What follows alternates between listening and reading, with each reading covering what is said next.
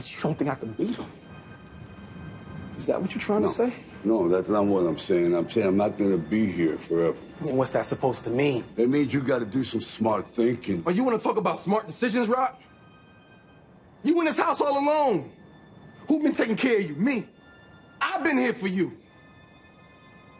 Who else you got?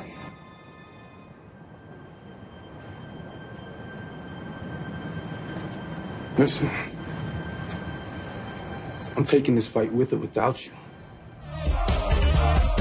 Hammer time. I wanted that to keep going right now. Right? You hear the music, the hammer's out, it's time for Thor's Hammers. Michael B. Jordan back as Adonis Creed, Creed 2. Yeah, stepping back in the ring. This is kind of unprecedented because this is not only a follow-up to the first Creed, it's a direct sequel to 1985's Rocky IV, which featured Dolph Lundgren as the central villain as Ivan Drago. His son, Victor Drago, is the main nemesis who Adonis has to face in this movie, and there's a lot of obviously like character history here and tension. Michael B. Jordan, he thought this guy was jacked in the first movie or in Black Panther. Holy cow! I want to know what his regiment is. He is absolutely fierce and so commanding in the film. A lot of raw emotion. Love what he brought to the table. Great chemistry not only with Sly in this kind of mentor-apprentice role, but also the romantic side of things with Tessa Thompson. Felicia Rashad's back. And it paralleled the lives of his family with the Dragos as well, because you have to look at the events of Ivan Drago in '85 losing that famous bout to Rocky in Russia, and the fallout from that. He's basically been shunned by his home country, and he's trying to patch things up, and he's training his son to go on and take Adonis Creed down stateside. Sly Stallone kind of needs to step into the background for this movie. Michael B. Jordan did such a great job with the first Creed when they rebooted this. How does he fare once again?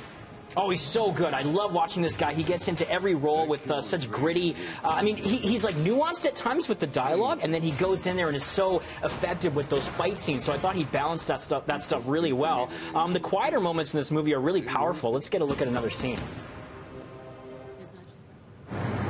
Why do it again? What do you have to prove? It's not about that. You wouldn't be any good to anybody if you didn't do what you love. You wouldn't be able to breathe, right? Well, I wouldn't be any good to anybody if I don't handle this the right way. Okay, so I love those moments. The fighting in the boxing ring, very intense. I did have some issues with the movie, though. It's a really basic sequel plot. It's formula when it comes to the storytelling, formulaic, I should say.